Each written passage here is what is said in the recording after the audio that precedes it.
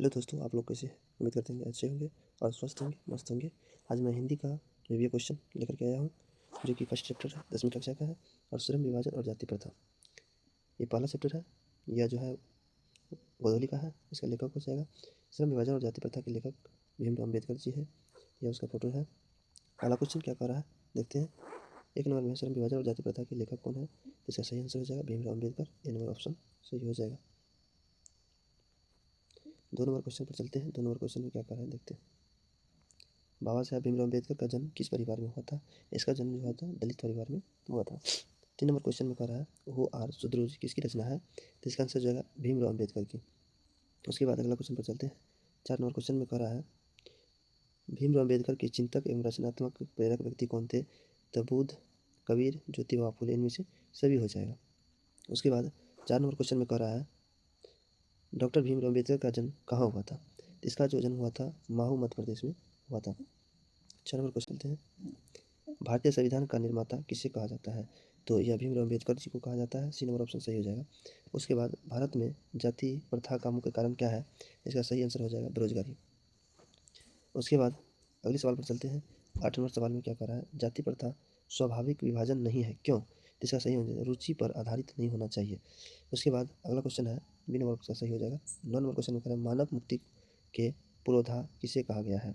इसका सही आंसर हो जाएगा भीमराव अम्बेडकर जी को। अगला क्वेश्चन कर रहा है डॉक्टर भीमराव अम्बेडकर का जन्म कब हुआ था? इसका जो जन्म हुआ था 14 अप्रैल 1891 ईस्वी में हुआ था। इसका सही आंसर जो है डी नंबर हो जाएगा। 11 नंबर क्वेश्चन पर चलते हैं। 11 नंबर क्वेश्चन में क्या कर रहा है आदर्श समाज स्वतंत्रता समानता भ्रातृत्व पर आधारित होगा यह किसने कहा है? तो यह जो है भीमराव अम्बेडकर जी ने कहा है। अगला सवाल पर चलते हैं। 12 नंबर में देखते हैं क्या कह रहा है भारत की राष्ट्रीयता क्षमता और पूर्ण विकास किस व्यवस्था में संभव है? तो इसका सही आंसर हो जाएगा समाजवादी व्यवस्था में। अगला क्वेश्चन पर चलते हैं। अगला क्वेश्चन क्या कह रहा है देखते हैं। कह रहा है 13 नंबर भीमराव अम्बेडकर ने किस प्रथा का आर्थिक पहलू से विख्यात है? इसका सही आंसर हो जाएगा जाति प्रथा से। 14 नंबर में भारत में बेरोजगारी का मुख्य कारण क्या है? तो इसका सही आंसर हो जाएगा जाति प्रथा। अगला क्वेश्चन है पौराणिक सभ्य समाज श्रम विभाजन को आवश्यक क्यों मानता है? इसका सही हो जाएगा कार्यकुशलता के लिए। 16 नंबर क्वेश्चन कर रहा है जाति प्रथा श्रम विभाजन के साथ साथ किस रूप के लिए हुए हैं? इसका सही आंसर हो जाएगा आप लोग को श्रम विभाजन।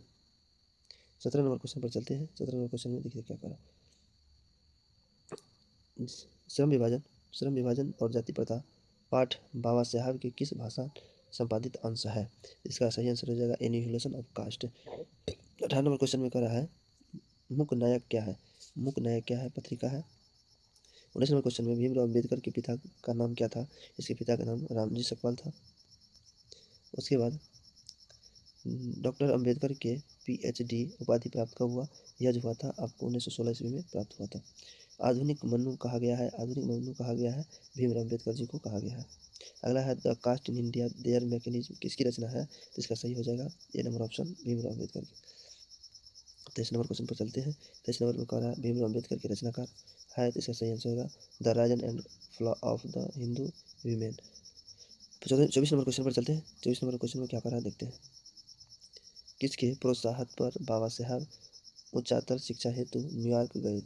इसका सही आंसर हो जाएगा सी नंबर बड़ोदरा नरेश की। 25 नंबर क्वेश्चन में कह रहा है डॉक्टर भीमराव अम्बेडकर की माता का नाम क्या है? तो इसका माता का नाम जो है था भीमाबाई सकपाल था। उसके बाद अगला क्वेश्चन पर चलते हैं। अगला क्वेश्चन क्या कहा है देखते हैं। जाति प्रथा किस प्रकार का श्रम विभाजन है? तो इसका सही आंसर अस्वाभाविक है। 27 नंबर क्वेश्चन पर चलते हैं। जाति प्रथा के अनुसार श्रम विभाजन का आधार क्या है? इसका सही आंसर पैतृक पैसा है। 28 नंबर क्वेश्चन चलते हैं बुद्ध एंड हिज धमा किसके धमा के लेखक कौन है? तो इसका भीमराव अम्बेडकर जी है। के डी नंबर ऑप्शन सही हो जाएगा। उसके बाद अगला सवाल पर चलते हैं।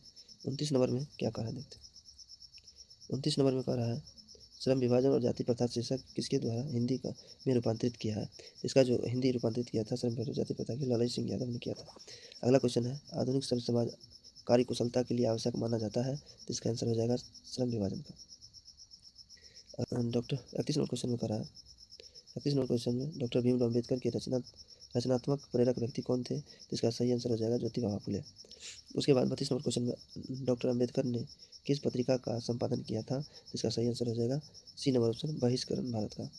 उसके बाद अगला है डॉक्टर भीमराव अम्बेडकर का मृत्यु कब हुआ था? तो इसका जवाब 1956 ईस्वी में हुआ था, दिल्ली में। उसके बाद 34 नंबर क्वेश्चन पर चलते हैं। डॉक्टर अम्बेडकर का विडंबना हिंदी में कितने खंडों में प्रकाशित किया हो चुका है? अभी तक जो है यह 21 खंडों में प्रकाशित हुआ है।